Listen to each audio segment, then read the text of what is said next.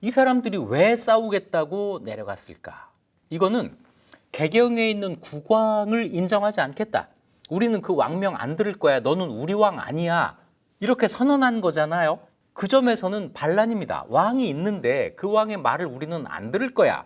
그런데 이 삼별초가 일으킨 반란은 아주 중요한 특징이 하나가 있습니다. 스스로 왕을 세웠다는 거예요.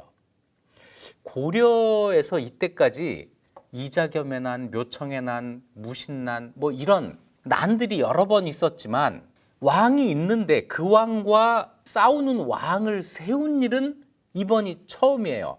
이자겸난은 누구를 왕으로 하려고 했는지 그 난 자체가 좀 불확실하고요. 묘청난은 우리가 좀 잊고 지내는데 고려 인종 때 일어난 거잖아요. 묘청이 서경에서 난을 일으킨 다음에 독자적으로 왕을 세우지 않고 개경에 있는 인종을 서경으로 모셔가려고 한 거예요. 스스로 왕이 되려고 하지 않았다. 무신난은 왕을 죽이고 새 왕을 세운 겁니다. 또 다르죠. 이 경우는 왕을 새로 세웠는데 승화후 왕온이라는 왕족입니다. 촌수가 어떻게 되냐면 기억도 가물가물한데 현종의 8대손입니다. 현종이 언제적 왕이에요? 서기 1000년경의 왕이니까 이때까지 무려 270년이 지났네요. 270년 전 왕의 후손을 어떻게 찾아서 왕으로 세운 겁니다. 현종의 8대손. 그런데 개경에 있는 그 왕 원종과 학렬은 같아요. 무슨 얘기냐면 원종도 현종의 8대손이에요. 이 왕온이 또 어떤 사람이냐면 잠시 잊고 계실 왕준이라는 사람이 있습니다. 영영공 왕준. 몽골과 전쟁을 할 때 이 이름이 한번 나왔었는데 1241년 고종 28년에 몽골과 전쟁을 하다가 몽골군이 철수하는 조건으로 고려에서 왕자를 인질로 보낸다 해서 왕자를 보낸 적이 있어요. 그때 영영공 왕준이라는 사람을 몽골로 이 사람이 왕자예요 하고 보냈는데 사실은 왕자가 아니었던 거예요. 이 왕준도 바로 이 왕온의 동생입니다.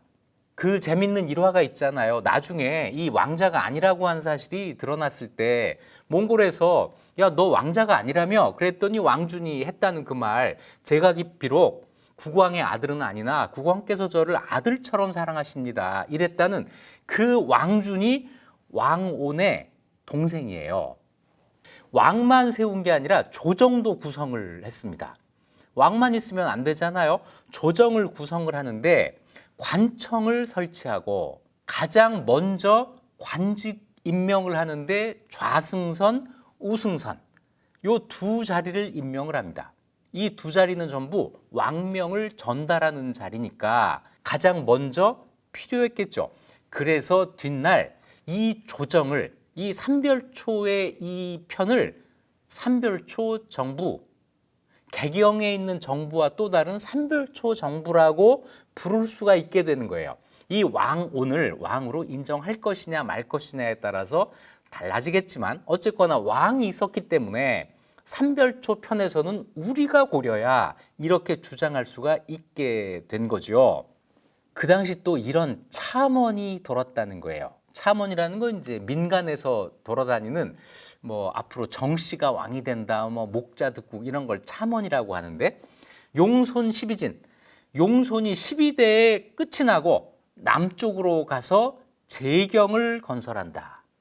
용손이 12대에 끝난다. 이거는 고려 중기에도 이미 있었고 그것 때문에 뭐 남경 천도도 하고 이런 일이 있었는데 그 참언이 지금까지 그냥 있는 거고 그 다음에 하나가 더 붙은 겁니다. 남쪽으로 내려가서 재경, 황제의 서울. 고려 국왕을 황제라고 했으니까요. 삼별초가 남쪽으로 내려가는 것을 예언한 참언이 있구나. 이게 또 삼별초에 힘을 더해줬겠죠.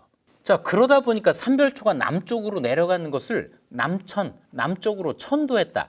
이렇게까지 이야기를 해요. 삼별초 조정을 또 하나의 고려 조정으로 인정하는 입장 또는 그렇다고 주장하는 입장 이런 게 있는 거죠.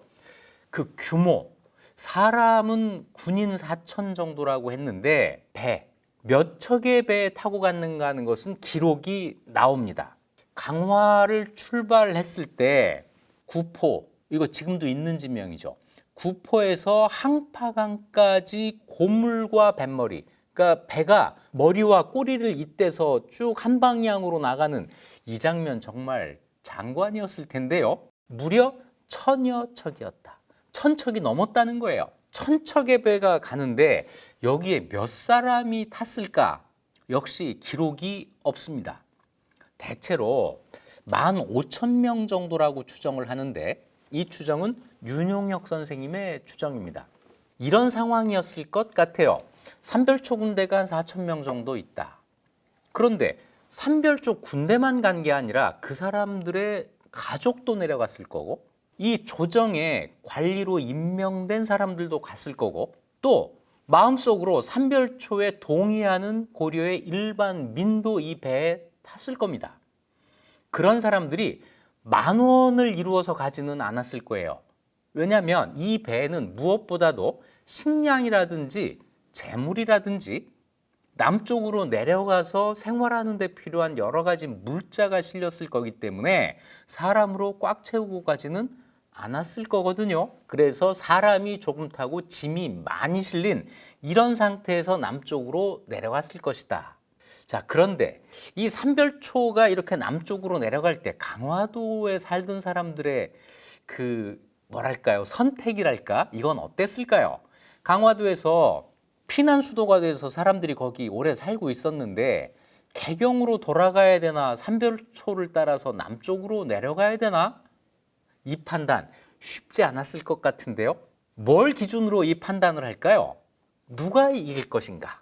개경이 이길 것인가? 삼별초가 이길 것인가? 이기는 쪽에 가야 되는데 아마 그 당시 많은 사람들이 개경에 있는 원종이 좀 더 유리하지 않을까? 왜냐하면 그 뒤에 몽골이 있잖아요. 이렇게 생각했을 것 같고 그래서 삼별초가 배 타고 남쪽으로 내려갑시다 그랬을 때 거기 안 타려고 많은 사람들이 도망을 갔을 것 같아요. 그 정황이 기록으로 남아 있습니다. 자, 삼별초가 사람을 시켜서 강화도 섬안을 돌아다니면서 방송을 하게 합니다. 몽골군이 섬에 들어와서 살육할 것이니 이 나라를 지키려는 사람은 모두 구정으로 모여라. 구정이라고 하는 것은 궁궐에 있는 커다란 운동장 같은 거예요. 거기에서 집회도 하고 격구라고 하는 운동도 하고 사람이 많이 모일 수 있는 광장 같은 곳인데 이리 모여라 라고 외치게 했습니다. 그런데 사람들이 모이긴 했지만 사방으로 흩어져 도망가거나 앞다투어 배를 타고 강을 건너다가 물에 빠져 죽는 사람들이 많았다. 이 강이라고 하는 거는 사실은 짠물이 흐르는 바다예요. 강화도하고 그 육지 사이 요게 바다인데 폭이 좁아서 그냥 강이라고 지금 이야기를 한 거죠. 삼별초를 따라가지 않고 개경으로 가려고 도망가는 사람들이 많아서 물에 빠져 죽는 사람들도 있었다. 삼별초가 사람들의 출입을 금하고 강화도에서 함부로 자기 마음대로 나가는 걸 금하고 이 강을 따라가면서 이 해안선이죠. 해안선을 따라가면서 큰 소리로 양반 가운데 배 안에 있으면서 내리지 않는 자는 모두 목을 베겠다. 이 양반이라는 것은 문무 관리와 그 가족을 이야기해요. 목을 베겠다. 그러니까 듣던 사람들이 두려워서 배에서 내렸다. 자, 개경으로 가려다가 억지로 강화도에 남았고 삼별초를 따라서 남쪽으로 내려가게 됐다는 거죠. 아수라장이 된 거예요. 그때 어떤 사람은 장군 이백기라는 사람은 이 모의에 응하지 않았으므로 거리에서 목을 베었다. 삼별초가 너는 우리를 지지하지 않는단 말이지. 거리에서 사람들 보는 데서 목을 베입니다. 정문감이라고 하는 사람도 있는데요. 삼별초가 정문감이라는 사람을 승선에 임명해요. 우리 편 오면 승선 시켜줄게. 승선은 정삼품, 왕의 비서 역할을 하는 사람입니다. 그런데 정문감의 그 전 관직은 종구품, 가장 낮은 직학이라고 하는 관직에 있었어요. 종구품에 있던 사람을 정삼품으로 한 번에 올려줄 테니까 우리 편에서 이런 거죠. 이건 또 삼별초의 고민이 엿보이기도 해요. 자기 편을 드는 관리가 그만큼 적었다는 뜻이죠. 그랬더니 정문감이 역적에게 붙어서 부귀를 누리느니 차라리 죽어서 몸을 깨끗이 하겠다.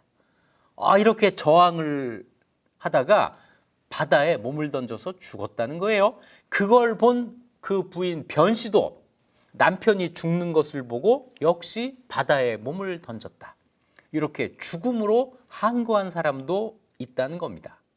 자, 이렇게 누구는 대경으로 가고 또 누구는 가려다가 못 가게 되고 또 누구는 삼별초를 따라서 남쪽으로 내려가는데, 아마도 이건 추정입니다만 아마도 삼별초를 따라서 남쪽으로 내려간 사람 중에는 고려의 관리보다는 평민 이하 사람들이 많았을 것이다.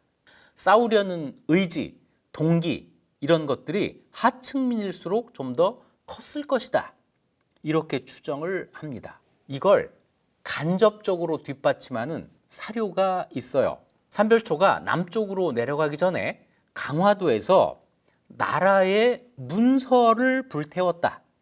이런 기록이 있거든요. 이 문서가 뭐였을까?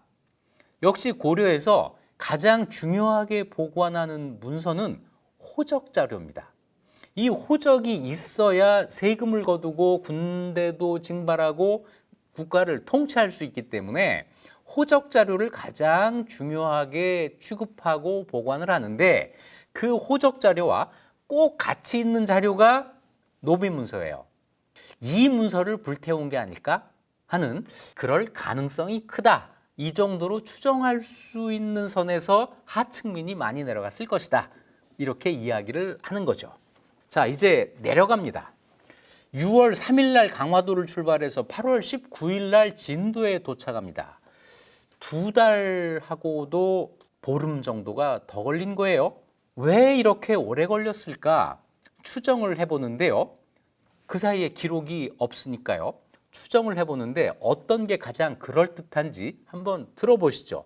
첫째, 목적지를 정하지 않고 출발한 것이다. 강화도를 떠날 때 진도로 가자 이게 아니라 내려가면서 계속 어디가 좋은지를 살폈다는 거죠.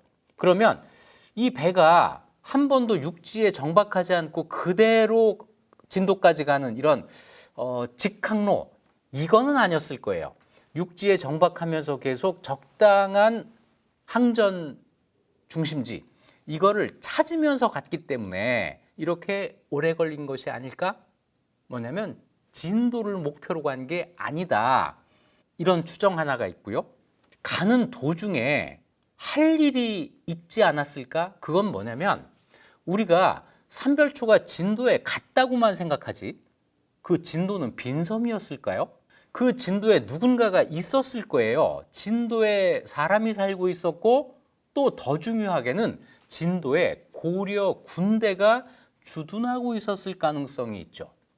그러면 이 고려 군대는 삼별초를 환영할까요? 격퇴하려고 했을까요?